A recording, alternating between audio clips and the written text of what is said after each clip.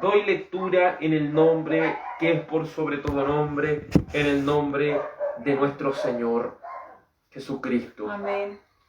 Amados, ahora somos hijos de Dios y aún no se ha manifestado lo que hemos de ser. Pero sabemos que cuando Él se manifieste, seremos semejantes a Él, porque le veremos tal como Él es. Una vez más, amados, ahora somos hijos de Dios y aún no se ha manifestado lo que hemos de ser. Pero sabemos que cuando Él se manifieste, seremos semejantes a Él, porque le veremos tal como Él es. Amén. Amado Señor y Dios Todopoderoso, conforme, Señor, a lo que tú has establecido en tu palabra, Señor, la parte más importante del culto, la predicación, va a ser anunciada en este día. Te suplico, Señor, por las misericordias de Jesucristo, que tú puedas hablarnos a cada uno de nosotros. Señor, danos sabiduría y entendimiento para comprender, Señor, lo que tú quieras transmitirnos por medio de este mensaje, Señor. No queremos que nuestro entendimiento quede vacío, queremos que nuestro entendimiento, Señor, pueda alimentarse de lo que tu palabra por medio del Espíritu Santo y por medio de las Escrituras nos dará a conocer. Por amor del bendito nombre de Jesús, háblanos, Señor, háblanos conforme a tu palabra, háblanos, Señor, conforme a tu verdad. Te lo suplicamos, Señor, y te lo rogamos, en el bendito y glorioso nombre de nuestro Dios. Amén. Amén. Y amén. Toda la gloria y la honra sean al Señor. Favor de tomar asiento, mis hermanos y hermanas en el Señor. Como usted bien lo sabe, estamos viendo lo que es la primera de Juan y la estamos estudiando versículo por versículo. Amén. Vamos avanzando ya por aproximadamente la 14ª o el estudio número 14 sobre este libro. Hemos llegado ya a lo que es el capítulo 3 y nos ha resultado que cada verso nos ha querido decir una verdad tan grande. Como la semana pasada pudimos estudiar, mirar cuál amor nos ha dado el Padre para que seamos llamados hijos de Dios. Por esto el mundo no nos conoce, porque no le conoció a Él. La semana pasada pudimos analizar este texto y haber visto cómo es ese amor de Dios. Cómo ese amor de nuestro Dios ha sido tan grande. Y cómo debe ser contemplado y mirado. Porque que el Señor nos haya salvado no es por cualquier motivo. Que el Señor nos haya salvado no lo hizo porque Él mirara algo en nosotros, sino que Él nos salvó cuando éramos impíos. Él nos salvó cuando éramos pecadores. Él a su debido tiempo murió por los impíos. Él a su debido tiempo murió por aquellas personas que le habíamos ofendido desde nuestro nacimiento hasta nuestros días. Es así la vida del hombre. La vida del hombre es constituida como una ofensa diaria a Dios. La vida del hombre se constituye como una transgresión de los mandamientos una y otra vez. Pero aquí la palabra del Señor dice, miremos cuál amor nos ha dado el Padre. Miren el amor de Dios. Porque si bien muchos salvarían a alguien, bueno, Dios no ha salvado a los buenos, sino a los malos. Amén. No podemos decir que el que está predicando o los que están escuchando esta palabra son las mejores personas, son los que merecen el cielo. Ninguno de nosotros merece nada. Y si pudiéramos decir qué es lo que merecemos, merecemos el infierno, porque hemos ofendido a Dios por medio de nuestra manera de vivir. Por eso contemplemos, miremos cuál amor nos ha dado el Padre para que seamos llamados hijos de Dios. Ser llamados hijos de Dios y hermanos de Cristo es algo muy grande, Pues aún se dice acerca del Señor Jesucristo que Él no se avergüenza de llamarnos hermanos. Él tendría toda la facultad para avergonzarse de nosotros porque le fallamos. Él tendría toda la facultad para avergonzarse de nuestro pasado. Pero el Señor, en su amor tan grande, Él no se avergüenza de nosotros. Y si hemos sido transformados, si hemos sido hechos hijos de Dios, no ha sido por nuestra capacidad. Así como un bebé no pide nacer, así también el que es nacido en el Espíritu es nacido por obra y gracia del Espíritu de Dios. Amén. Las personas en su estado natural no pueden, según el libro de San Juan capítulo 3, mirar y contemplar el reino de Dios. Ninguno de ellos tiene esa capacidad. Pero aquellos que no son nacidos del Espíritu de Dios han sido hechos hijos de Dios. Aquellos que han nacido por el Espíritu de Dios han sido llamados hijos de Dios. Los que no han sido engendrados por voluntad de varón o por voluntad de mujer, sino por la voluntad de Dios. Así es, Señor. Y una vez que hemos alcanzado esa nueva naturaleza, ese nuevo nacimiento en Cristo, hemos aprendido a mirar la vida ya como Cristo lo ha establecido. Una vez que hemos logrado por medio del Espíritu Santo eso y lo que Él ha hecho en nosotros, llega un punto en el cual el mundo ya no nos conoce. Llega un punto en el cual las personas, analizando nuestra vida, pueden ver nuestro antes y nuestro después y así entender y decir, yo ya no conozco a esta persona. Porque antes en el mundo éramos de una determinada manera. Pero el Señor en su amor y en su gracia nos ha dado una nueva vida. El Señor en su amor y en su gracia nos ha dado una nueva vida. Antes éramos de una manera, ahora el mundo parece no conocernos. Muchas personas se alejan de nosotros porque ya no tenemos los mismos gustos, ya no tenemos las mismas cosas que compartíamos antes, porque el Señor nos ha hecho nuevas criaturas. Por eso el mundo no nos conoce, porque tampoco conoce a Dios. Por eso no se extrañe usted de que las personas le dejen de lado. No se extrañe usted cuando las personas sientan que ya no les conocen. ¿Sabe por qué no le conocen? Porque usted ahora ha pasado a ser una nueva criatura en Cristo. ¿Sabe por qué la gente no le conoce? Porque no le conoció a Él. Amén. Gracias, Señor. En ese contexto entra este versículo 2 y nos dice, amados, ahora somos hijos de Dios. Es como si la Escritura nos llamara la atención y nos dijera, ahora somos hijos de Dios. Ustedes han sido transformados.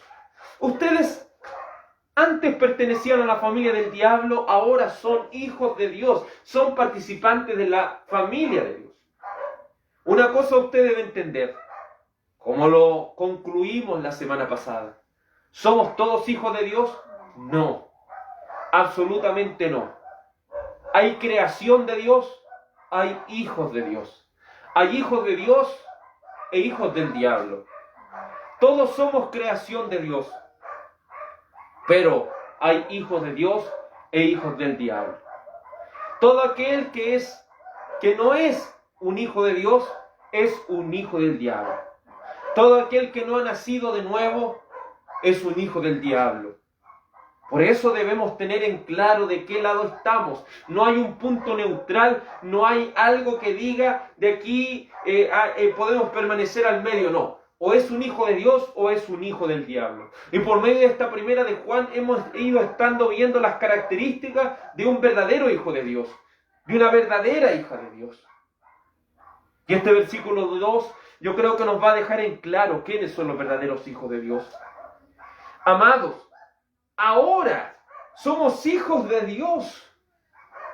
No solo nos muestra como algo futuro, o como algo lejano, sino como un hecho real en la vida de un cristiano. Amén. Es un hecho real en la vida de un cristiano ser un hijo de Dios. Es un hecho verídico en un cristiano el ser un hijo de Dios. Aquellos que han nacido de nuevo son llamados hijos de Dios. Aquellos que han recibido ese nuevo nacimiento en Cristo son hijos de Dios.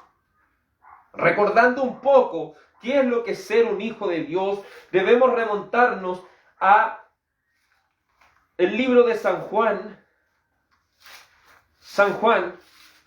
capítulo 3, Evangelio según San Juan, capítulo 3. En esta conversación que el Señor tiene con Nicodemo, le dice en el verso 4, Nicodemo le dijo, ¿cómo puede un hombre nacer siendo viejo?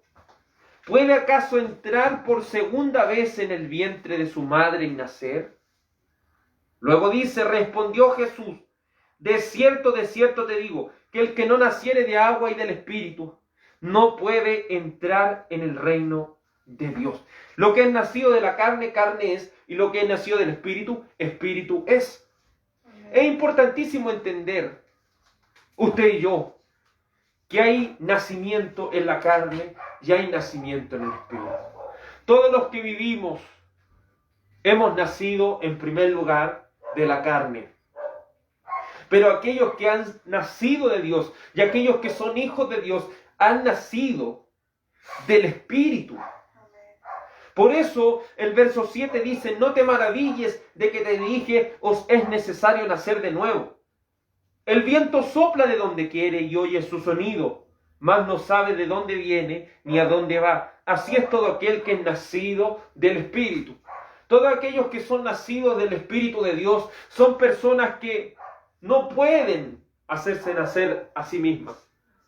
Esto es una obra sobrenatural del Espíritu Santo, la cual Él, según su beneplácito, según su propia voluntad, ha traído ese nuevo nacimiento en Cristo. Por eso es importante entender que todo aquel que ha nacido de nuevo, ha nacido por el Espíritu de Dios. Aún el libro de Romanos capítulo 8, hablando de aquellos hijos de Dios, de aquellos que han nacido de nuevo, dice el libro de Romanos capítulo 8, versículo 14, porque todos los que son guiados por el Espíritu de Dios, estos son hijos de Dios. Un hijo de Dios ha nacido de nuevo por el Espíritu Santo. Un hijo de Dios es alguien que es guiado por el Espíritu Santo. Hay gente que es guiada por su mente carnal y hay gente que es guiada por el Espíritu de Dios. La gente que es guiada por su mente carnal, dice acerca de ellos el versículo anterior, el verso 13, dice, pero si vivís conforme a la carne, moriréis. Mas si conforme al Espíritu hacéis morir la obra de la carne, viviréis. Aquellos que viven en la carne satisfacen sus deseos carnales, satisfacen sus malos pensamientos. Porque una cosa hemos olvidado, escuchando a un predicador antiguo, y que es muy importante también entender todas estas cosas. Muchas veces atacamos solamente a los deseos carnales. Pero es importante también considerar que no solo nuestra carne ha sido corrompida, sino también nuestra mente.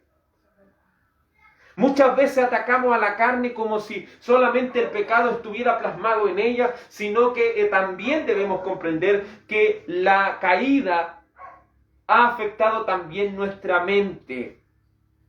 Por eso no estamos en corrupción solamente en nuestra carne, sino también en nuestra mente. Por eso una persona cuando peca, no solo está pecando con su cuerpo, sino también con su mente. Por eso es importantísimo ir entendiendo todas estas cosas. Cuando hablamos de que nuestra batalla es contra la carne, no estamos hablando solamente con este cuerpo y los deseos que el cuerpo tiene, sino también los deseos de nuestra mente, de nuestro carácter, los deseos, ¿cierto?, de aquel carácter corrompido que quiere salirse con la suya muchas veces. Pero es importante entender que aquellos que son hijos de Dios, de los cuales la primera de Juan capítulo 3, versículo 2 dice, amados, ahora somos hijos de Dios. Ha habido un cambio en nuestras vidas. Ahora somos hijos de Dios. No lo será más adelante, ahora lo es. Ahora usted y yo somos hijos de Dios porque hemos nacido de nuevo, porque andamos en el Espíritu y estamos haciendo morir a la carne. Y cuando, nuevamente le digo, cuando hablo de carne, no solamente de nuestro exterior, sino también de nuestro interior. Estamos alejándonos de todas esas cosas. No solo ha nacido de nuevo, no solo es guiado por el Espíritu, sino también ha sido capacitado por el Espíritu Santo de Dios con fe salvadora. Aquella fe verdadera que le permite creer en el nombre del Señor. Y recuerde, muchas veces se ha utilizado, y vamos a la primera, a San Juan capítulo 1. San Juan capítulo 1. Muchos cuando han hablado del nombre del Señor se imaginan solamente, ¿cierto?, el nombre de Jesucristo. Pero déjeme decir que eso es una gran ignorancia. Cuando la palabra habla de nombre, esa palabra nombre en griego significa la autoridad de Jesús. En la autoridad de Jesús. Por eso, aquellos que han nacido de nuevo, han nacido no solo por un nombre, sino por una autoridad, por un poder que está por encima de nosotros. San Juan capítulo 1, versículo 12 dice: mas a todos los que le recibieron, a los que creen en su nombre, o sea, en su autoridad, les dio poder de ser hechos hijos de Dios, los cuales no son engendrados de sangre, ni de voluntad de carne, ni de voluntad de varón, sino de Dios. Si tan solo nos quedáramos con el versículo 12, creeríamos que es el hombre en su capacidad que recibe a Dios, que cree automáticamente por sí mismo en Él. Pero aquí la palabra debe ser leída en su contexto completo y dice: mas a todos los que le recibieron, a los que creen en su nombre, ¿quién le dio potestad?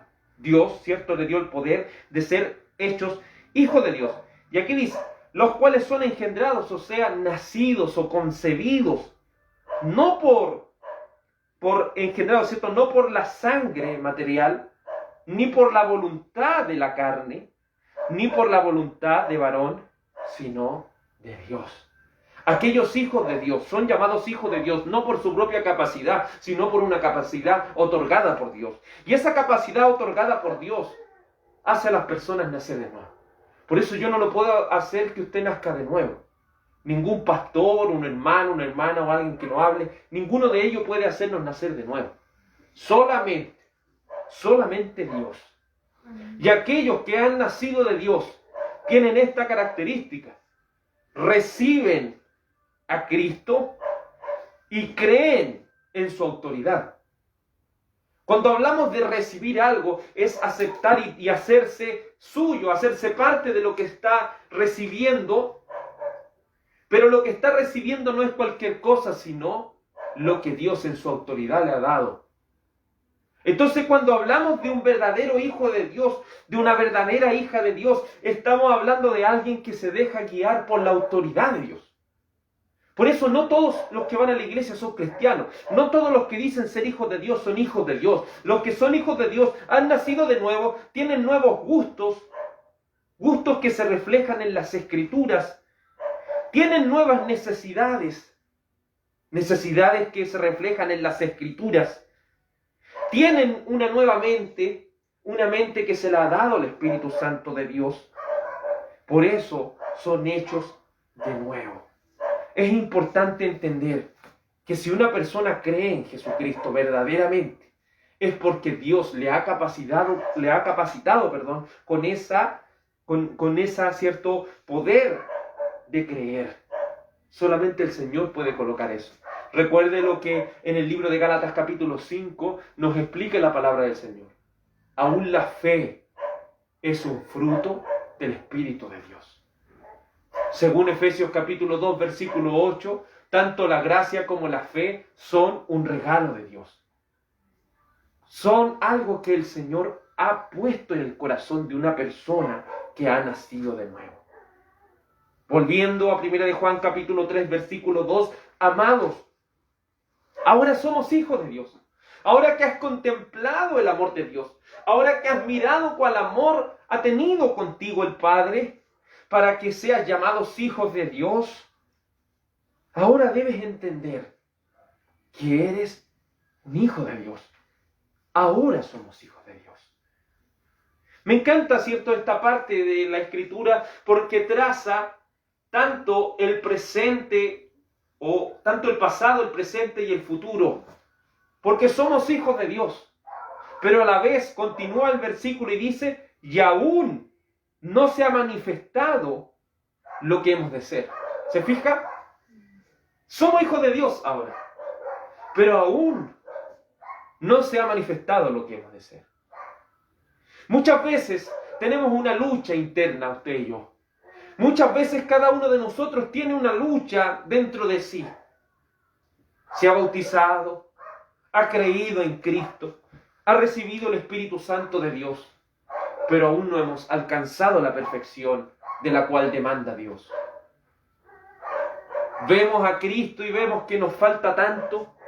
Contemplamos a través de las Escrituras el carácter de Cristo y cada día vamos encontrando que nuevamente le hemos fallado al Señor. Pero aquí viene, ¿cierto?, esta parte. Amados, ahora somos hijos de Dios y aún no se ha manifestado lo que hemos de ser. Si bien somos hijos de Dios por la fe en su palabra, aún estamos en un estado de imperfección.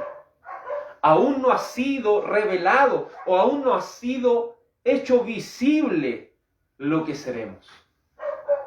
Solamente hay una prueba o la evidencia de nuestra transformación, pero aún esa transformación no ha sido completada en nosotros. Solamente tenemos una evidencia, una probadita de lo que seremos más adelante, pero aún nuestro carácter todavía no ha sido conformado al carácter de Cristo.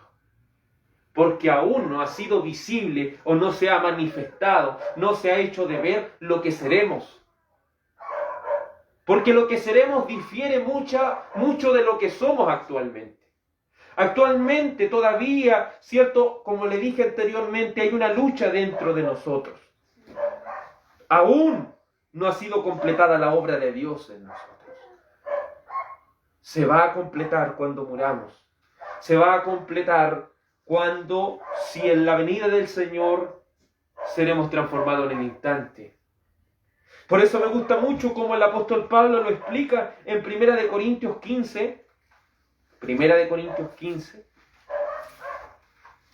cómo explica nuestro proceso de edificación que el Señor hace en cada cristiano. 1 Corintios 15, versículo 35.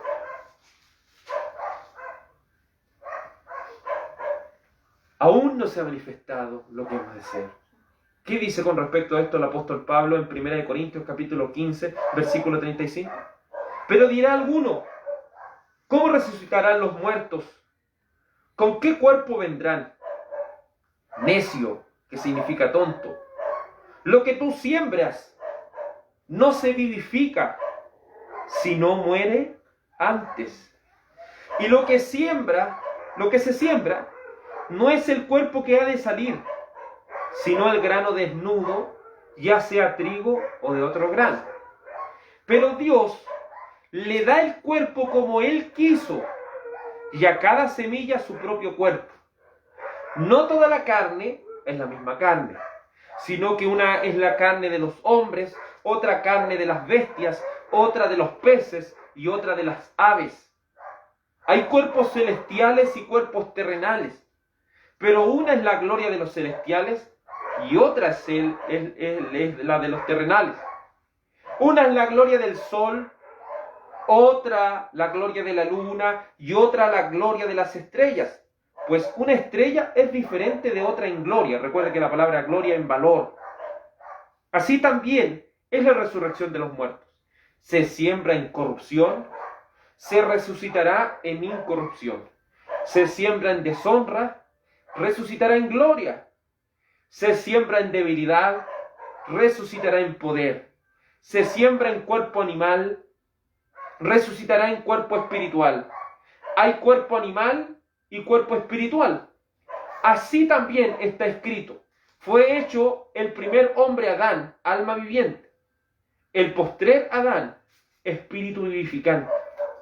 Mas lo espiritual no es lo primero, sino lo animal, luego lo espiritual.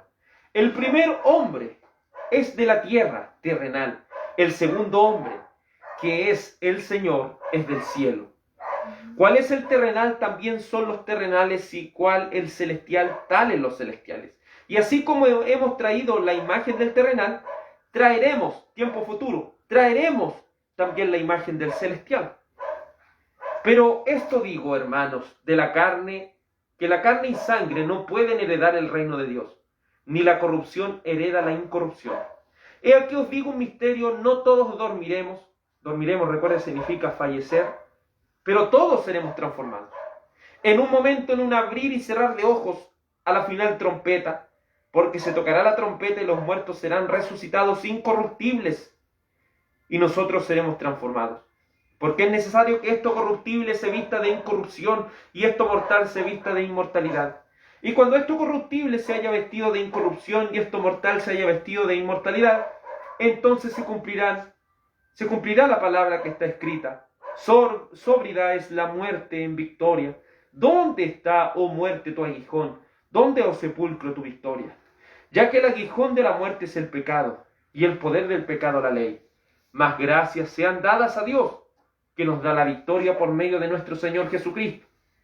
Así que, hermanos míos, amados, estad firmes y constantes, creciendo en la obra del Señor siempre, sabiendo que vuestro trabajo en el Señor no es en vano.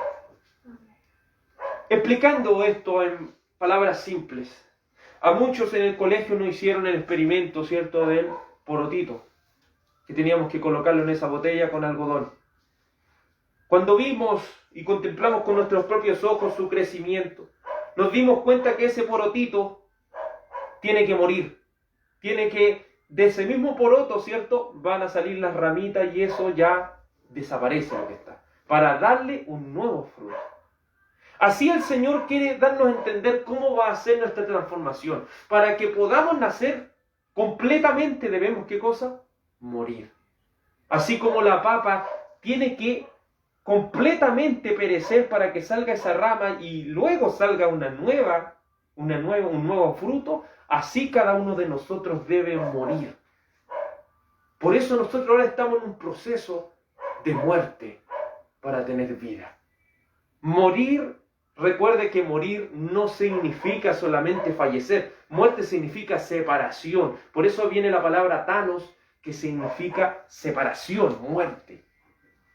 Esa separación que nosotros hacemos, ¿por qué morimos todo el tiempo? Porque nos estamos separando de nuestra vieja naturaleza para darle lugar a la nueva naturaleza, la cual se completará en el final de los tiempos. Es así como nosotros vivimos en una constante separación. Por eso decimos, por fe, que cuando nos bautizamos morimos en la cruz juntamente con Cristo para ser resucitados en una nueva criatura en Él. Pero aún no se ha manifestado lo que hemos de ser. Pero en esta transformación, como el apóstol Pablo desde el primer verso 35 hasta el 58, en primer lugar dice, para que podamos ser vivificados, que quiere decir hechos de nuevo. Para ser vivificados, debemos, ¿qué cosa? En primer lugar, morir primero. Lo que sembramos no es el nuevo fruto, sino lo que sembramos es la semilla vieja. ¿Cierto? Así nosotros ahora estamos como esa semilla vieja, que debe dar paso en el final a un fruto nuevo. Hay diferencia entre un cuerpo carnal y un cuerpo espiritual. El cuerpo que tendremos, muchas preguntas tenemos. ¿Cómo seremos en el cielo? ¿Cómo pensaremos? ¿Qué haremos en la situación cuando tengamos que ver, cuando los juicios de Dios vengan sobre las personas o cuando contemplemos a alguien amado en el lago de fuego? ¿Cómo nosotros experimentaremos eso? Al tener la mente de Cristo, nosotros sentiremos, recuerde que estaremos completos ahí. Completos en Cristo. Nosotros no sentiremos pena. Nosotros sentiremos que eso está bien, porque el Señor le dio una gran oportunidad a todas esas personas. El Señor extendió su misericordia cada día sobre esas personas, extendiéndole la vida. Por lo cual nuestra mente será tan perfecta que no sentiremos dolor. sino que estaremos conformes porque el Señor hizo todo para poder hacer algo por él. Pero la gente no quiso, desprecia al Señor. Por eso muchos nos preguntamos, ¿y qué sucederá en aquel día? ¿Cómo seremos? Ya no tendremos, ¿cierto?, las mismas necesidades que ahora tenemos humanamente. Ya no envejeceremos porque ya no nos corromperemos, ya no nos pudriremos, no nos echaremos a perder, porque seremos eternos. No solo nuestra alma, sino también un cuerpo. Por eso hay un cuerpo carnal, que es el que tenemos actualmente, que si nos tiramos de un edificio se va a echar a perder, se va a caer, se va a golpear. Pero los cuerpos celestiales no son así. No se echan a perder, no sufren dolor, no sufren alguna enfermedad o algo. Por eso hemos podido muchos darle esa fe y esa confianza en el Señor, que ahora pueden tener muchos problemas físicos. Pueden quizás tener, ¿cierto?, tantas enfermedades. Por eso podemos decirle a hermanos que tienen cáncer o a personas que tienen, ¿cierto?, y creen en Cristo y se aferran, que están en silla de ruedas o que tienen enfermedades, ¿cierto?, tan tremendas en sus cuerpos. Podemos decirle que tienen una esperanza, porque eso lo van a sufrir aquí. Pero en la gloria tienen un cuerpo nuevo. Un cuerpo nuevo que ya no tendrá ese sufrimiento, que ya no llevará ese dolor, que ya no llevará todas esas cosas. Porque recuerde lo que estudiamos en Apocalipsis cuando el Señor dice, he aquí yo hago nuevas todas las cosas. Él hará todas las cosas nuevas. Pero primero debemos entender la diferencia entre un cuerpo carnal y un cuerpo espiritual. Debemos encontrar la diferencia de gloria que tiene cada cuerpo. Hay un valor del cuerpo carnal y hay un valor del cuerpo espiritual. El cuerpo espiritual obviamente tiene mucho más valor que este cuerpo carnal. Por eso el Señor pudo decir con respecto a nuestro cuerpo, no teman a los que matan el cuerpo, porque el alma no lo pueden matar, pero teman a aquel que puede destruir su cuerpo y su alma en el lago de fuego. Eso es importante. El Señor, ¿qué está diciendo? Este cuerpo no tiene valor porque esto no va a llegar al cielo. Lo que va a llegar al cielo es un nuevo cuerpo, de una nueva naturaleza en Cristo. Somos sembrados en corrupción, que lo hemos dicho. La corrupción o lo que se echa a perder, lo que se pudre, no estamos hablando solamente del cuerpo, porque también la pudredumbre de la mente es algo verídico. Recuerde lo que dice el Señor, adulterio no es solamente cometer el acto mismo, sino que adulterio también es el que mira para tener una relación sexual en su mente. El que mira, ¿cierto?, el que mira con mala intención todas estas cosas. El que mata a alguien no es solamente el que toma un cuchillo o un arma y lo asesina, sino que el que se enoja con una persona ya la está matando. Por eso, entendiendo todas estas cosas, hermano, debemos comprender la corrupción. No solamente le echamos la culpa a la carne, la culpa también la tiene nuestra mente. Todo debe ser transformado, nuestra mente y nuestra carne. Por eso somos sembrados en pudredumbre tanto de cuerpo y de alma, y somos resucitados en un cuerpo que no se pudre, en una mente que no se corrompe. De alma viviente pasaremos a espíritu vivificante. Recuerde que el primer Adán fue llamado alma viviente, pero el segundo Adán, el cual es Cristo, es llamado espíritu vivificante. Esta palabra vivificante en el griego significa aquel que vuelve a la vida. La primera es una vida terrenal, pero cuando volvamos a la vida, esa vida va a ser una vida eterna, una vida nueva, una vida completa en Cristo. Lo terrenal nace primero, luego lo espiritual. Nacemos terrenales, nacemos, ¿cierto? Como lo hemos dicho, cada persona que nace en esta tierra, cada bebé que nace en esta tierra nace siendo un pecador. Aunque no ha aplicado el pecado está dentro de la persona. Por eso vemos niños tan pequeños y ya son desobedientes. Por eso vemos niños tan pequeños y ya quieren hacer lo que ellos quieren. Porque el pecado es algo que está en nuestro interior, en nuestra raíz. Y para que Cristo nos pueda salvar, tiene que hacernos de nuevo. El primer hombre es de la tierra, el segundo es del cielo. Eso es lo que debemos entender. Por eso siempre este cuerpo carnal como que quiere, y esta mente carnal quiere venirse a las cosas del mundo. Pero el Espíritu, ¿a dónde nos manda? Siempre nos lleva al cielo. Por eso hay dos naturalezas. Pero aquellos que no tienen al Espíritu siempre van a estar en lo terrenal. Luego dice, tenemos una imagen terrenal, tendremos una imagen celestial. Son dos imágenes totalmente diferentes, son dos caracteres totalmente diferentes. Lo corrupto no hereda el cielo, sino solo lo que no puede ser corrompido. Será maravilloso en aquel día, hermano. Por eso tenemos una esperanza tan grande en el Señor, que si por su misericordia y gracia llegamos al cielo, si así como el Señor quiere llegamos al cielo, ya nunca más le vamos a fallar al Señor. Yo creo que es eso uno de los anhelos más grandes que un cristiano tiene, que en aquel día ya no vamos a ser corrompidos por el pecado. Luego entendemos que todos sufriremos una transformación.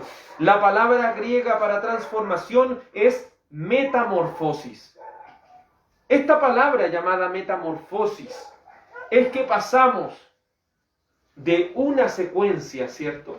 Igual como lo hace una mariposa, de ser un capullo a ser una hermosa mariposa. Así el Señor, en aquella metamorfosis, estamos ahora, ¿cierto?, en la carne, pero el esplendor que viene después de esto va a ser mucho más grande, va a ser mucho más hermoso, va a ser algo mucho más perfecto. No todos van a fallecer, sino que algunos en vida serán transformados. Porque hasta que venga la venida del Señor, cuando venga su venida, el arrebatamiento, va a haber personas. Pero los que estén en ese día no van a sufrir la muerte, pero sí, todos van a ser transformados. Cada persona en Cristo va a tener que ser transformada, y cada persona sin Cristo también. Usted dirá, ¿por qué? Una persona que va al infierno, como lo estudiamos en Apocalipsis capítulo 20, aquellas personas que van al lago de fuego van a padecer tanto en cuerpo y en alma. Y su cuerpo debe ser transformado para que pueda resistir una eternidad de sufrimiento. Lo que se corrompe, y esta palabra me gusta, en el griego, ¿cierto?, la coloca más específica, dice, lo que se corrompe será absorbido por lo que no se echa a perder. Esa es la capacidad y el poder que tiene el cuerpo celestial y la metamorfosis que el Señor va a hacer. Esto va a ser absorbido por la nueva naturaleza en Cristo. Por eso un cristiano tiene una confianza tan grande en el Señor, porque si Él entró a nuestras vidas, eso que entró a nosotros, que es el Espíritu Santo, va a absorber absolutamente todo lo carnal. Lo va a absorber para darle paso a una nueva criatura en Cristo. La muerte no vencerá a los hijos de Dios. ¿Sabe lo maravilloso que si nosotros morimos con una esperanza? Yo creo que eso es lo más grande que una persona tiene. Hay mucha gente que en su lecho de muerte muere con desesperación, muere con angustia, muere, ¿cierto?, sin una esperanza. Pero aquellos que mueren en Cristo mueren con una esperanza concreta y plena en Él. Por eso, en algunos lechos de muerte hemos podido ver a cristianos cantar alabanzas al Señor, aún en su lecho de muerte. Aún algunos han fallecido predicando la palabra del Señor. Otros han fallecido, ¿cierto?, orando al Señor mientras, cuando se les va la vida, sueltan sus manos. Así, muchos cristianos que le ha tocado, ¿cierto?, en su lecho de muerte, y me ha tocado ver a alguno de ellos, aún en ese momento de tanta debilidad, cuando tienen que ellos ya saben que van a morir. Hemos visto cristianos, lo he visto, hermano, con mis propios ojos, cristianos que siguen predicándole a uno estando en su lecho de muerte. Siguen diciendo una confianza al Señor. Me tocó hace años atrás ver a un hermano que murió de cáncer al pulmón, tendido en su cama, ya no podía alimentarse, su carne ya se había pegado a sus huesos. Era tan difícil verlo en ese estado, y en esa debilidad en la cual él se podía comunicar. Podría citar un texto de Jeremías que decía que trataba de resistir las cosas del Señor, pero no podía. Y puedo decir, porque había un fuego en mis huesos. que no podía resistir, porque el Señor está en mí. Y eso a uno le da fe, ver esas cosas da fe, que personas aún en su lecho de muerte con un cáncer terminal pueden tener esa fe y esa confianza en el Señor. Por eso tenemos una esperanza en Cristo. La muerte no nos va a vencer. La muerte es un paso a lo que hemos de ser. La muerte es un paso. Si los que sufrimos somos los que quedamos aquí porque todavía no somos perfeccionados. Todavía hay tristeza en nuestro corazón cuando alguien parte, pero también hay una esperanza de que los veremos si están en Cristo. Todo esto lo lograremos no por lo que hemos hecho, sino por lo que Jesucristo ha hecho por nosotros. Porque Él es nuestra esperanza. Por eso el apóstol Pablo dice, le doy gracias al Señor. Le doy gracias al Señor Jesucristo por esto. Pero en estos instantes, en el presente, nosotros estamos en una época de crecimiento. Estamos en una época en la cual esta semilla vieja está muriendo para darle paso a una eternidad de lo que seremos en Cristo. Es maravilloso contemplar estas cosas en el Señor y decir, amados, ahora somos hijos de Dios. Aún no se ha hecho visible o no se ha manifestado lo que hemos de ser. Pero sabemos que cuando Él se manifieste, seremos semejantes a Él. ¿Cómo llegaremos a ser? ¿Cómo seremos en aquel día? ¿Cómo será nuestro carácter, nuestros pensamientos, nuestro estilo de vida? Debemos comprender esto. La única manera en que usted y yo podamos estar ante la presencia del Señor, la única manera en que usted y yo podamos verle y contemplarle es si somos semejantes a Él. Es la única manera. Aún los serafines, los cuales no son semejantes al Señor, ellos, al estar en su presencia inmediata, lo hemos leído en Isaías capítulo 6, tienen que saber cubrir sus rostros con sus dos alas. Recuerden que tienen 6 alas, con 2 cubren sus pies, su señal de ser seres creados. Cubren sus ojos porque no se sienten dignos de contemplar a Dios. Y con sus otras alas restantes, sus otras 2 alas, ellos vuelan y alaban al Señor. Pero la única manera de poder ver a Dios es que seamos hechos semejantes a Cristo. Es recuperar esa imagen que teníamos al principio. Porque eso es lo que hace Cristo. Porque en el principio Adán y Eva, si vamos a Génesis capítulo 1, Adán y Eva fueron hechos. No es que el hombre, cuando recuerde que la escritura, hoy en día con el feminismo, se ha tenido que adoptar hombre y mujer, pero siempre desde el principio, cuando la Biblia habla de hombre, está hablando de hombre y mujer, está hablando de humanidad. Por eso dice que el hombre fue hecho a su imagen y semejanza. Pero cuando habla de hombre, está hablando también de mujer. Por eso Génesis capítulo 1, versículo 26 dice, entonces dijo Dios, hagamos al hombre a nuestra imagen, conforme a nuestra semejanza, y señoree en los peces del mar, en las aves de los cielos, en las bestias, en toda la tierra y en todo animal que se arrastra sobre la tierra. Y creó al hombre a su imagen. A imagen de Dios lo creó, y aquí especifica, ¿ves? Varón y hembra lo creó. Pero aquellos que al analizar este texto piensan que la imagen es que Cristo lo hizo con barbita, Cristo lo hizo con un pelito, un ojo. Eso es mal entender el texto. Cuando hablamos de la imagen de Dios, no estamos hablando de un cuerpo físico. Cuando hablamos de la imagen de Dios según las Escrituras, estamos hablando de su carácter. El hombre y la mujer fueron hechos como portadores del carácter de Dios.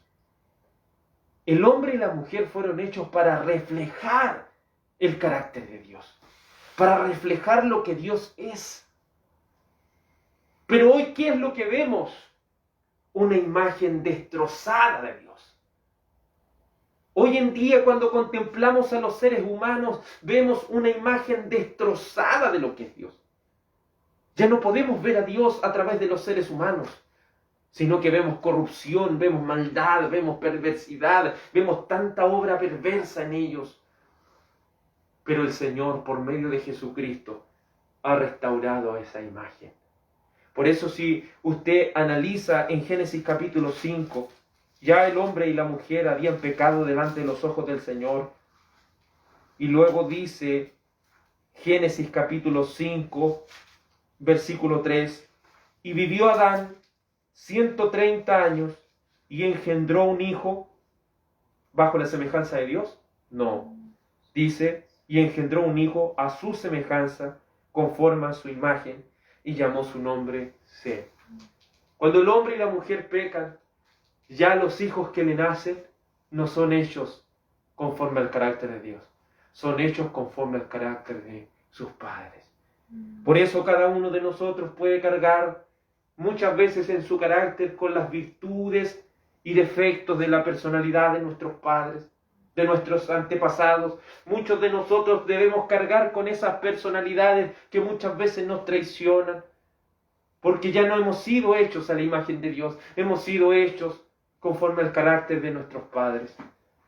Y no hablo solamente de nuestro parecido, sino de nuestro carácter, de nuestro comportamiento. Hay algo que ha sido plasmado en nosotros, porque tal como Adán ya no pudo seguir engendrando hijos de Dios, solamente hijos conforme a su imagen. Cristo en aquella nueva naturaleza, Él crea hijos conforme a su imagen. Ahora los hijos que son llamados hijos de Dios son hechos a la imagen de Cristo, porque la imagen de Adán ha corrompido aquel carácter de Dios. Hay veces que podemos ver luces y pequeños destellos de la imagen de Dios, como pudiéramos verlo, ¿cierto?, en una obra de alguna estatua, ¿cierto?, que está toda derribada, podemos ver algún tipo de belleza en ella, pero ya no es lo mismo. Así, cuando contemplamos al hombre, podemos ver pequeños destellos del carácter de Dios, pero ya no lo podemos ver completamente, porque es una imagen destrozada de Dios. Es así, hermano, pero Cristo no quiere dejarlo así para siempre. En esta imagen destrozada de Dios, ya no podemos contemplarle. ¿Por qué? Porque la Escritura nos ha mostrado que no hay hombre que pueda verle y vivir. Cuando vemos por medio de las Escrituras lo que el Señor, ¿cierto?, dice, lo que el Señor, ¿cierto?, nos muestra en Colosenses capítulo 1, versículo 15, vemos esa imagen de Cristo, vemos cómo debe ser plasmado eso en cada uno de nosotros. Colosenses capítulo 1, versículo 15, dice así la palabra del Señor. Por eso cuando hablamos de imagen, hablamos de carácter. Por eso la Escritura aquí lo habla de manera tan precisa, dice Colosenses 1:15. Él, y aquí cuando habla de Él está hablando de Jesucristo. Él es la imagen del Dios invisible, el primogénito de toda creación. ¿Se imagina, hermano? Él es la imagen, Cristo es la imagen del Dios invisible. Ahí está hablando de que Cristo no refleja la imagen de Cristo en su apariencia, sino que en su carácter. Por eso cuando miramos a Cristo, y muchos han tomado ese texto imagen para poder hacer una imagen de Cristo y mirarla, pero nosotros debemos mirar el carácter de Cristo. Por eso Él no dejó su imagen, su apariencia externa, Él dejó su carácter plasmado en las Escrituras. Esa es la imagen que debemos contemplar de Cristo. Eso es lo que cada cristiano debe aspirar. Por eso nosotros somos llamados cristianos. Somos llamados seguidores de Cristo. Somos llamados personas que deben vivir sus vidas como Cristo lo hizo. Porque Él es la imagen del Dios invisible. Porque Él es la imagen de aquel Dios todopoderoso. Porque Jesucristo es nuestro Dios. Es importante, ¿cierto?, ver cómo en Éxodo capítulo 33, verso 20, es importante que entendamos eso. Éxodo capítulo 33, verso 20. No hay nadie que pueda ver al Señor y vivir. Éxodo capítulo 33, perdón. Éxodo capítulo 33, versículo 20, dice así la palabra del Señor. Dijo más, no podrás ver mi rostro, porque no me verá hombre y vivirá. Aquí Moisés, cuando le visitó en aquel Sinaí el Señor, Moisés quería ver al Señor. Ese era su deseo, su anhelo. Pero el Señor le dijo francamente, no hay hombre que me pueda ver y pueda vivir. Pero si usted lee, ¿cierto?, también las otras partes de la Escritura, va a ver que mucha gente dice, vi al Señor cara a cara. Como dijo Isaías, mi ojo han visto al Rey. Pero la Escritura dice que a Dios nadie le ve jamás, ni nadie le ha podido ver. Lo que ellos vieron, obviamente la Escritura no se contradice entre sí, sino que aquí está mostrando, cuando la gente dice que vio a Dios, vio al ángel de Jehová, ¿cierto? El Señor tuvo que mostrarse de una manera visible a ellos, en una zarza, en algo que ellos pudieran contemplar y quedar casi muertos, pero no llegar a esa instancia de que fueran destruidos por Él. Pero cuando hablamos de que nadie ha visto jamás a Dios, estamos hablando de que nadie le ha visto en su totalidad, en su esplendor, en lo que Él es. Él tiene que ocultarse detrás de algo para poder contemplarse y no matarnos en el instante. Y Él no es que Él nos mate, sino que el estar ante su presencia inmediata, su santidad, es algo que no puede juntarse con algo que es sucio.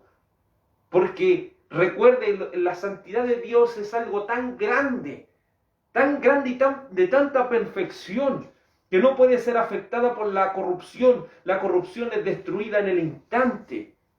Así como la luz, ¿cierto? En un lugar oscuro, cuando está oscuro usted prende la luz, desaparece la oscuridad por completo. Así imaginémoslo en las cosas del Señor. Si uno de nosotros se parara ante el Señor, desaparecería, así como la luz no deja ni rastro de la oscuridad. Así es la presencia inmediata de Dios. Contemplemos el sol, lo podemos ver desde esta perspectiva, pero si nos acercáramos a la presencia inmediata del sol, quedaríamos derretidos y deshechos en el instante. No porque el sol sea malo y nos quiera destruir, sino porque no estamos capacitados para resistir la inmensidad y la grandeza. Y si no podemos resistir algo creado como el sol, ¿cuánto más, hermano, a la presencia inmediata de Dios? Pero la esperanza de cada cristiano es que aún no se ha manifestado lo que hemos de ser, pero le veremos, porque seremos semejantes a Él. Eso es lo que el Señor nos está prometiendo. Seremos semejantes a Él. La única manera en la cual usted y yo pueda llegar a eso es solo a través de Cristo. Por eso Filipenses, y como cantábamos hace un momento atrás, Filipenses capítulo 1, versículo 6. Filipenses capítulo 1, versículo 6, dice así la palabra del Señor, estando persuadido de esto, que el que comenzó en vosotros la buena obra, la perfeccionará hasta el día de Jesucristo. Por eso dice, cuando Él se manifieste, cuando Él se haga visible, seremos semejantes a Él, porque le veremos tal como Él es. Y a eso es lo que el Señor quiere llevarnos a través de nuestras vidas. Como lo dijimos anteriormente, la semilla vieja muriendo para darle paso a una nueva. Ese proceso se llama metamorfosis, ese proceso se llama, ¿cierto?, que el Señor nos está perfeccionando hasta el día de Jesucristo. Nuevamente a través de este versículo, de este texto, queda derribado lo que muchos dicen. Cristo, recibí el Espíritu Santo, después no lo tengo, me fui al mundo y nunca más volví. No, si Cristo comienza la obra en alguien, la va a terminar, es así. Si alguien se va al mundo y nunca más vuelve es porque nunca fue de Cristo, es así de simple. Pero alguien que es un verdadero cristiano no puede alejarse de Dios, no puede, porque Dios ha comenzado una obra en él. Y cuando hablamos de que Dios hace algo, no nos imaginemos a la imagen destrozada. La imagen destrozada cuando va a un trabajo, llega tarde, hace mal su trabajo, muchas veces, ¿cierto?, no se concentra en lo que está haciendo. Si va, a veces puede dejar la pega botada y no terminarla. Esa es la imagen destrozada de Dios. Pero la imagen misma de Dios, Dios es perfeccionista, trabaja hasta que las cosas queden perfectas y no se va hasta que termine. ¿Se fija cómo son las diferencias del carácter de Dios?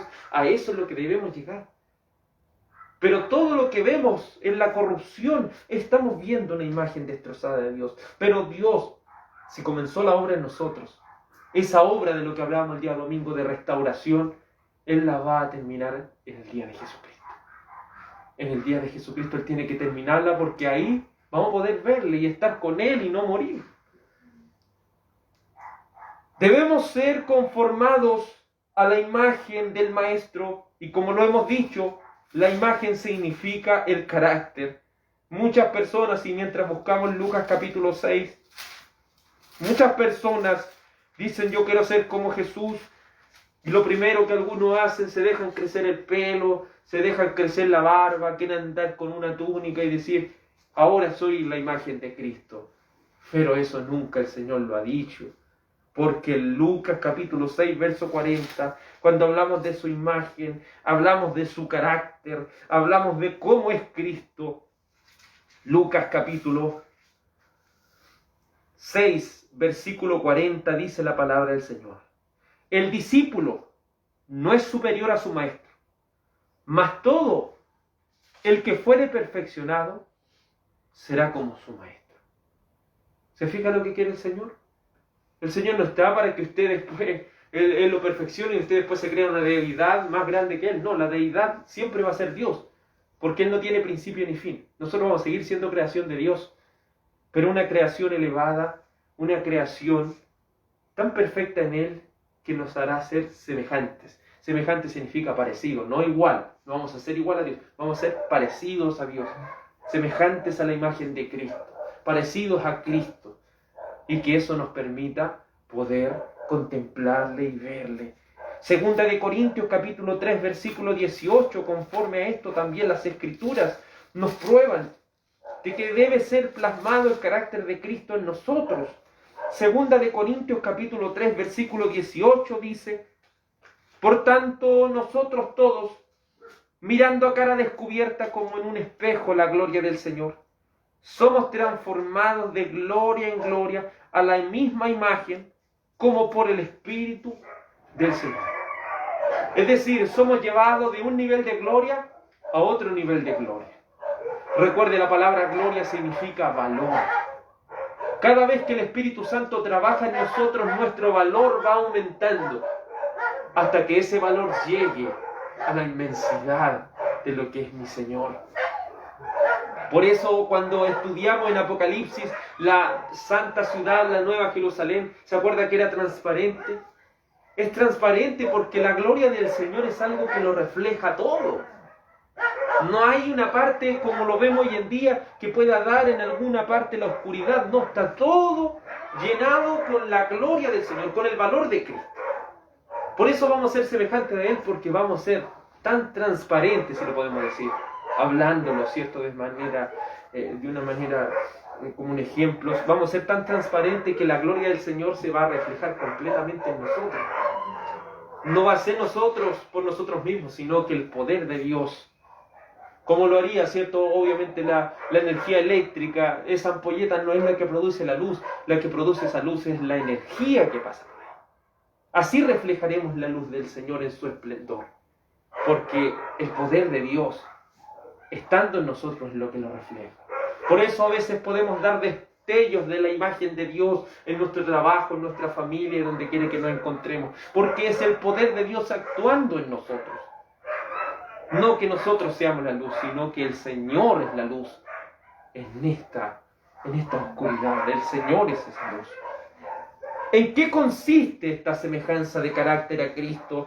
Un pequeño ejemplo lo encontramos en Colosenses 3:10. Colosenses capítulo 3 versículo 10, conforme a lo que es el carácter de Cristo.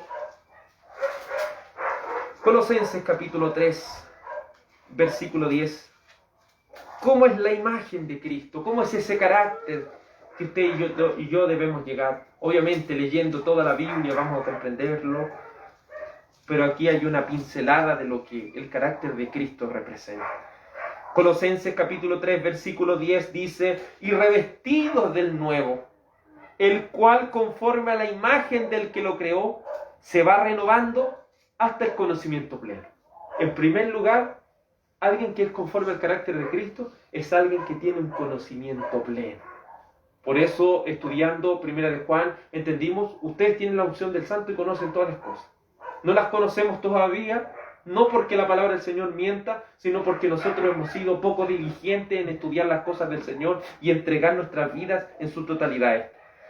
Pero cuando seamos perfeccionados, tendremos un conocimiento pleno de todas las cosas, donde no hay griego ni judío, circuncisión ni incircuncisión, bárbaro ni escita, sin siervo ni libre, sino que Cristo es el todo y en todos.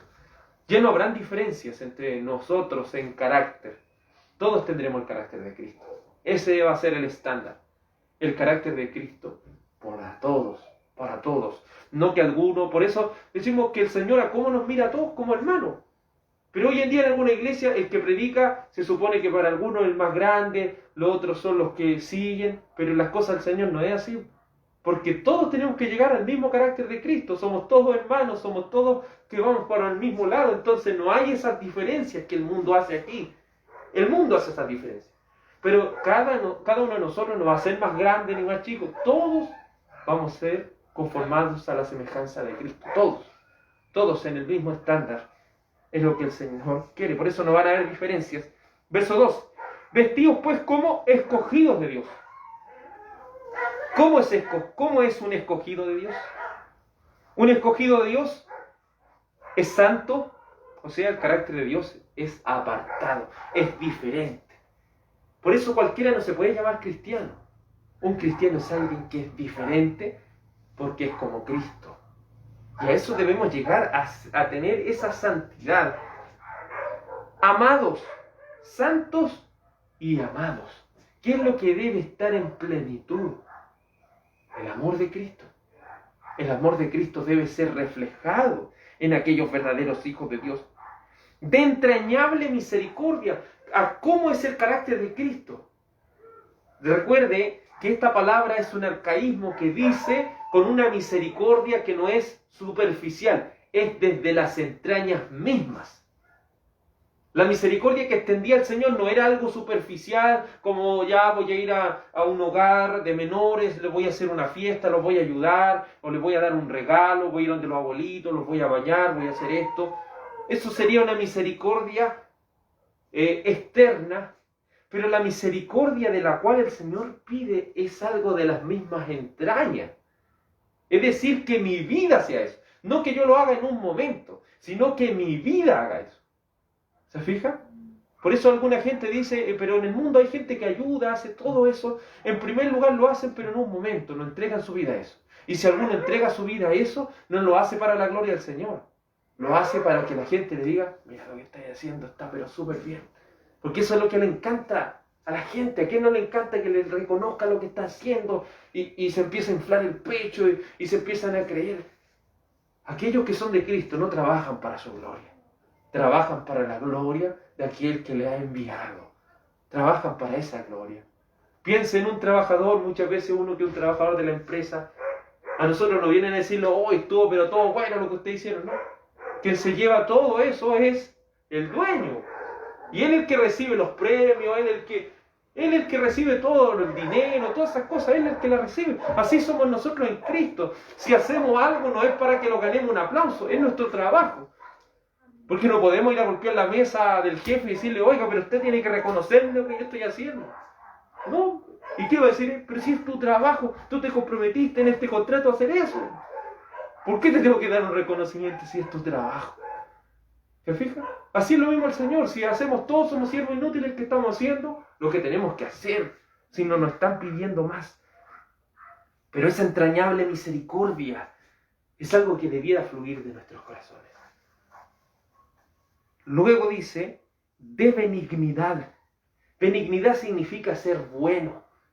Obviamente, ¿quién de nosotros es bueno? Ninguno. Pero el carácter de Cristo nos va a conformar a ser buenos. De humildad. Recuerde que cuando hablamos de humildad no estamos hablando de pobreza, no estamos hablando de carencia como alguna gente. Ya la humildad hoy en día es vivir en una toma, humildad es vivir en no tener para alimentarse. Eso no significa humildad. Cuando hablamos de humildad estamos hablando de un carácter. que se somete a las cosas. Cuando hablamos de humildad, hablamos de disminuirse para que los demás crezcan. ¿Es así usted? ¿Es acaso alguien que en su trabajo trabaja no para que usted lo reconozca, sino para que sus compañeros lo reconozcan? Pero muchas veces nosotros queremos destacar nosotros para que nosotros recibamos los aplausos. Pero alguien humilde trabaja para que los demás sean reconocidos. No para que sea reconocido él por sí mismo. Es importante ir entendiendo todas estas cosas, lo que Cristo nos tiene que conformar. Recuerde que si Cristo viene a la cruz, Él no viene para conseguir algo. Si Él lo tiene todo. ¿Se fija? ¿Pero por qué Él se hizo humilde? Para darnos a nosotros. Es así, hermano. A eso debemos llegar. Mansedumbre. Aquello, ¿cierto? Mansedumbre no significa ser un quedao, no significa ser un flojo, no significa ser alguien que se quede quieto. Cuando hablamos de, y lo hemos estudiado las bienaventuranzas, cuando hablamos de mansedumbre, hablamos de alguien que se somete con todas sus fuerzas a aquel que quiere trabajar con él. Como un animal. Si lo vemos un buey que tiene que arar un campo, el buey porque es manso, no es que se queda sin hacer nada, sino que toda esa fuerza es utilizada para aquel que lo está dirigiendo. Y utiliza todo, el animal utiliza toda esa fuerza y se somete a hacer lo que le están mandando. Eso es ser alguien manso. Pero hoy en día, hermano, sea manso. Y eso quiere decir que le pueden decir, tírese de cabeza y se va a tirar. Eso no significa ser manso. Manso significa trabajar bajo la dirección del Señor, no de los hombres, del Señor. Luego dice, de paciencia. Debemos llegar a la paciencia de Cristo.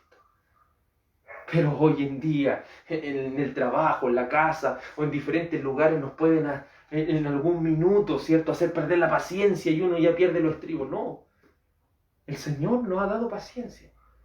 Podemos, ¿cierto?, estar en una fila larga de autos y alguien viene y se pasa por uno y se coloca adelante y uno ¿qué es lo que se desespera, ¿cierto? Pero el Señor nos ha dado paciencia. Estamos en una fila y dice, pero ¿cómo tengo que estar? Y a veces viene una persona, se cola en la fila y uno se desespera, se frustra. La paciencia, ¿dónde está? Si somos cristianos, el Señor nos ha dado esa paciencia. Y si Él la ha dado, no la estamos ocupando.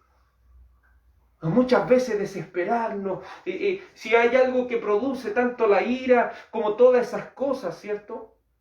Es la frustración. Y la frustración es tolerada con la paciencia. Si tuviéramos paciencia, seríamos tolerantes a la frustración. No nos frustraríamos tanto y acabaríamos en la ira y en todo este tipo de cosas, ¿no?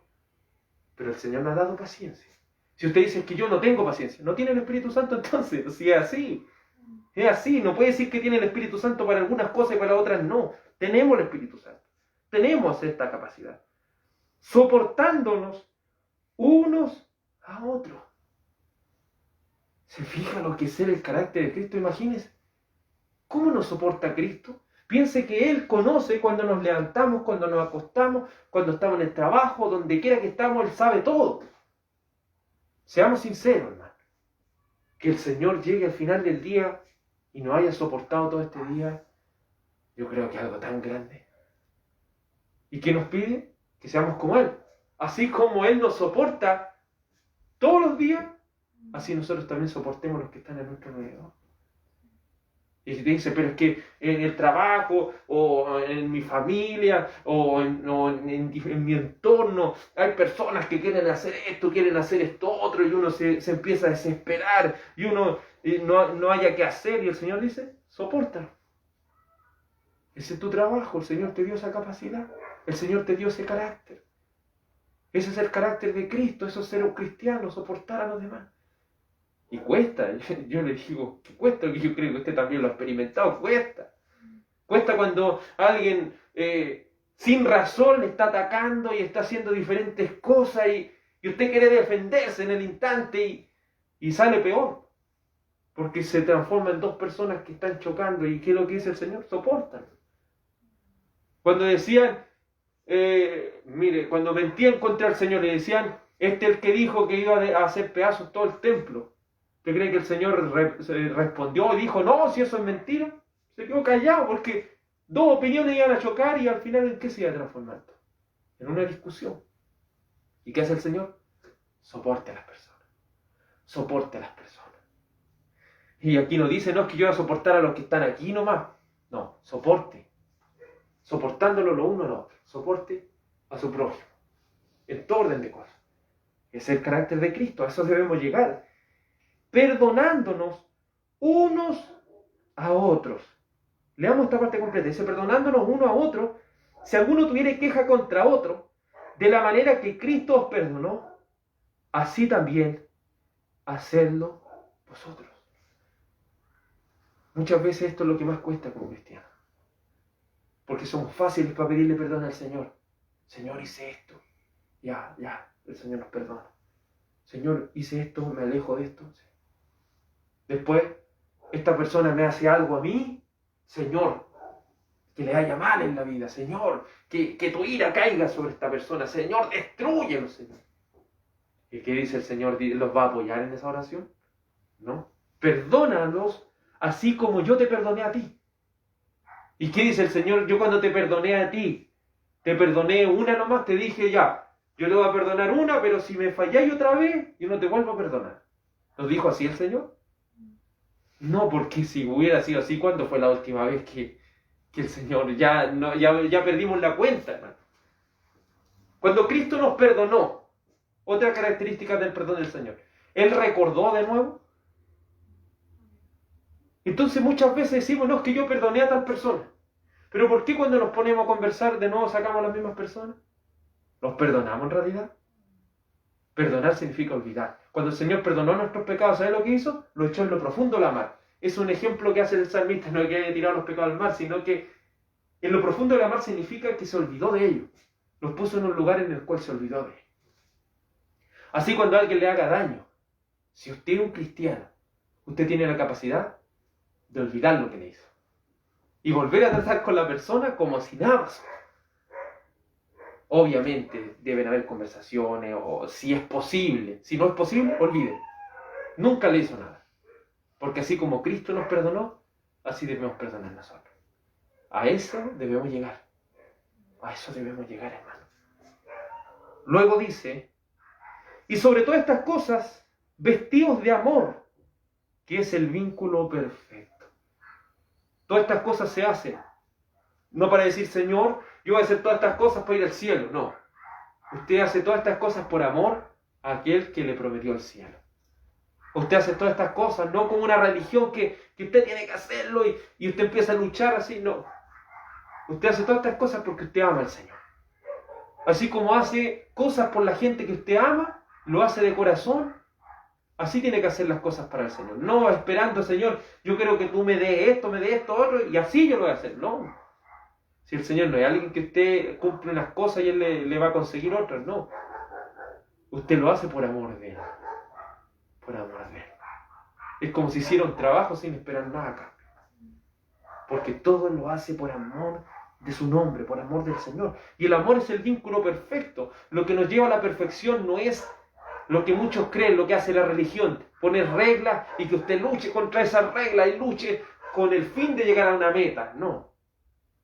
Esto es con el fin de demostrar mi amor por Dios. Por eso usted no me lo tiene que demostrar a mí, yo no se lo tengo que demostrar a usted. Usted se lo tiene que demostrar al Señor. Porque eso es lo importante. Demostrar su amor en su vida, en su comportamiento, el amor que tiene por Dios. Y luego dice el verso 15, y la paz de Dios gobierne vuestros corazones. ¿Se imagina eso? Si la paz del Señor gobernara nuestros corazones, ¿cuántas peleas se evitarían? ¿Cuántos disgustos? ¿Cuántas frustraciones? ¿Cuántas cosas se evitarían si nos dejáramos gobernar por el Espíritu de Dios y su paz? Porque el fruto del Espíritu es paz. Asimismo fuiste llamados en un solo cuerpo y ser agradecidos. Alguien que es un verdadero cristiano y es conforme al carácter de Cristo es alguien agradecido. Si usted lee acerca de Cristo, siempre estaba ¿qué? Gracias te doy, oh Padre. Gracias te doy, oh Padre. Siempre clamaba al Señor, gracias te doy, oh Padre. ¿Por qué es el carácter de un cristiano? ¿Por qué decimos, por qué damos gracias por los alimentos? Porque es nuestro deber hacia el Señor. Es mostrarle a su amor: Señor, te doy gracias por esto. Nunca me puedo cansar de darle gracias en la mañana por un día. Nunca me puedo cansar de darle gracias en la noche. Nunca me puedo cansar de darle gracias por el desayuno, el almuerzo, la once. No me puedo cansar de eso, no me puedo olvidar de eso. No puedo quedarme tranquilo si no le doy gracias al Señor por todas estas cosas. Porque no mereciendo nada, Él nos ha dado todo. Él nos ha dado todo. Mucha gente, ¿cierto?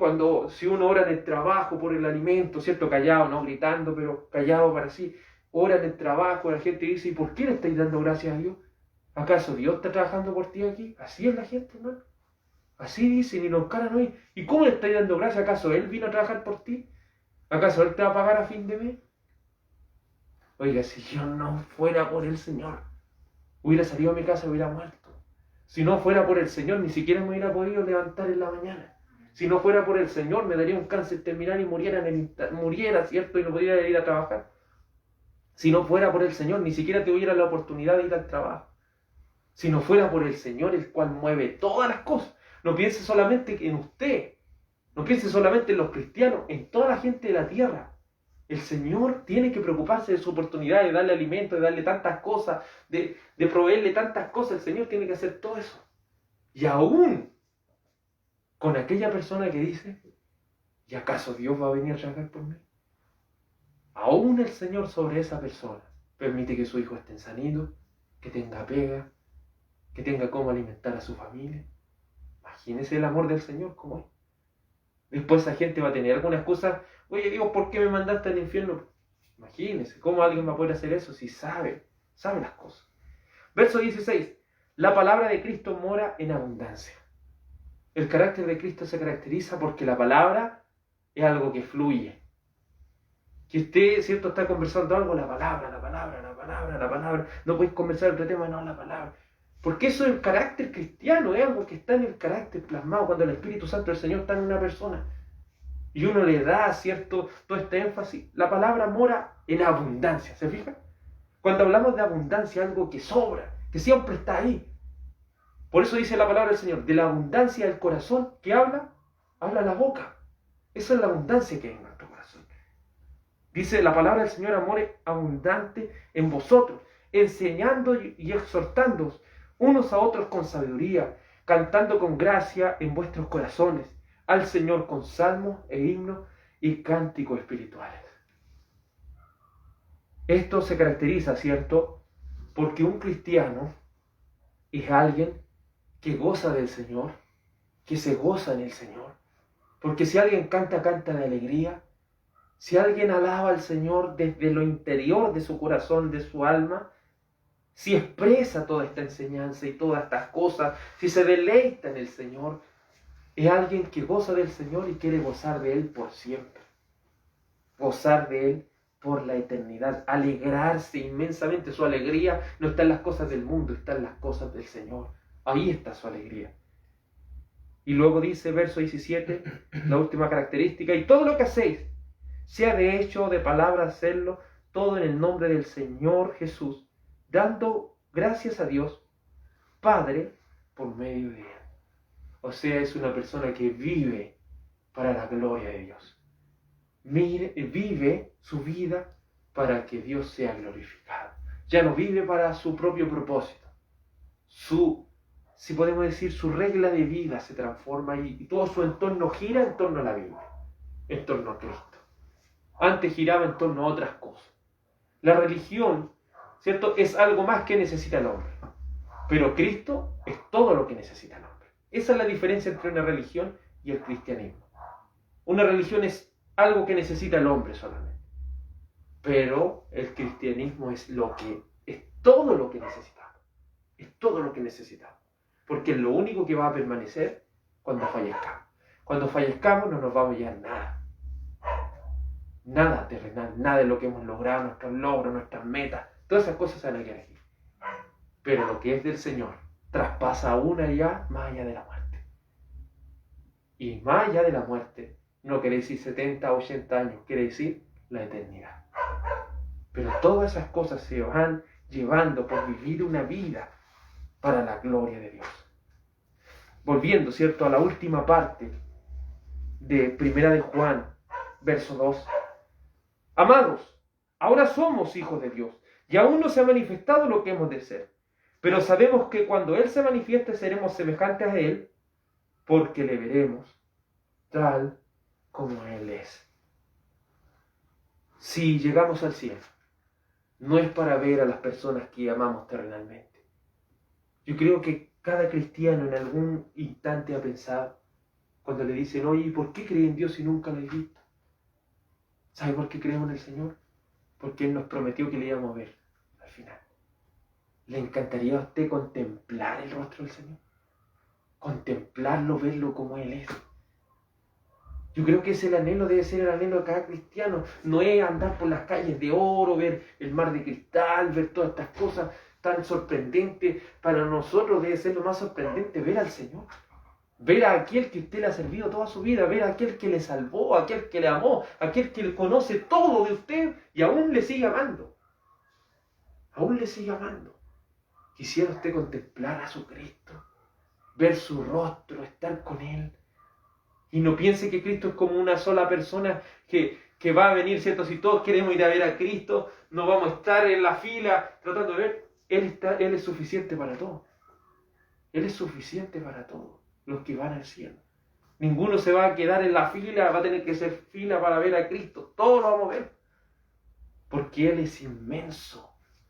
No hay un lugar físico que pueda encerrarlo o pueda haber parte de Él. Él es todo. Entonces, todos vamos a poder estar con Cristo para siempre. Porque le vamos a ver como Él es. Como lo dijimos, nadie puede ver a Dios en su esplendor, en su totalidad ahora. Ningún hombre, dice 1 Timoteo, capítulo 6, 1 Timoteo capítulo 6. Hay gente, hermano, tan mentirosa o que sueña tantas cosas locas. Dice, yo vi al Señor ayer. Fíjense las cosas que dicen. No, yo lo vi. Sin ir más lejos, una vez una persona que decía que era cristiana dijo, hermano, usted no va a creer lo que le voy a contar. Yo vi a Dios. Y hay uno, ¿qué le va a decir? Si ya no puede decirle nada, ya, pues si esa persona cree en eso, ya, porque no cree en la Biblia. Entonces, vi al Señor, pues, usted no me va a creer que yo lo vi. Pero mire lo que dice la palabra del Señor en 1 Timoteo capítulo 6, 1 de Timoteo capítulo 6, verso 16. Dice así, el único que tiene inmortalidad, que habita en luz inaccesible, a quien ninguno de los hombres ha visto ni puede ver, al cual sea la honra, imperio sempiterno. Amén. Medita estas palabras. El único que tiene inmortalidad. O sea, ahí ya se nos aleja ya. Porque el inmortal es alguien que no tiene inicio ni fin. Es inmortal. Habita Él en una luz inaccesible. Pensemos esto. Queremos ver el sol. Quédese viendo el sol. Y como que los ojos ya no le dan porque una luz que ni siquiera sus ojos están capacitados para ver. Quédese viendo media hora el sol, yo creo que queda ciego. Así como está el sol hoy en día. Pensemos eso. El Señor habita en una luz inaccesible. Entonces, si una persona que dice ser cristiana dice, yo vi al Señor anoche, ¿usted qué le va a decir? Si el Señor habita en una luz inaccesible. Dice, a quien ninguno de los hombres ha visto ni puede ver. Nadie puede ver al Señor. Y cuando hablamos de puede, estamos hablando de capacidad. Hay cosas que podemos hacer y cosas que no podemos hacer. Podemos caminar, pero no podemos volar por sí mismos. Podemos, ¿cierto?, hacer muchas cosas, pero hay otras cosas que no podemos hacer y no las vamos a poder hacer nunca. ¿Cómo? Ver a Dios en nuestro cuerpo natural. Y obviamente, ¿cierto?, aquí como utiliza nuevamente la palabra hombre, y nos está hablando, y las mujeres entonces lo pueden ver, no. Hombre, humanidad. Entonces, ningún ser humano puede ver al Señor porque Él habita en una luz inaccesible y Él es sempiterno. De Él es la honra y de Él es todas las cosas. Por eso es importante entender que en el final vamos a poder ver al Señor. vamos a poder contemplar su rostro, vamos a poder estar con Él. El Salmo 17, verso 15, habla del deseo del salmista con respecto a esto, que un anhelo que se extiende aún desde el Antiguo Testamento. En el Salmo 17, 15, uno de los salmos más hermosos a mi juicio. Salmo 17, verso 15 dice: en cuanto a mí, veré tu rostro en justicia, estaré satisfecho cuando despierte a tu semejanza. ¿Se fija? El deseo del salmista es ver el rostro del Señor. Y él no va a descansar, no va a quedar satisfecho hasta que despierte a su semejanza. ¿Ve que él entendía lo mismo que dice Juan? Él entendía lo mismo que dice Juan, que la única manera de ver al Señor es ser semejante a Él. Y el deseo de todo cristiano es verle en justicia, verle en aquella luz inaccesible, verle. Y también lo que dice Job en el capítulo 19, Job capítulo 19, verso 26, dice así, y leamos el verso 25, que es un verso muy hermoso de la Biblia.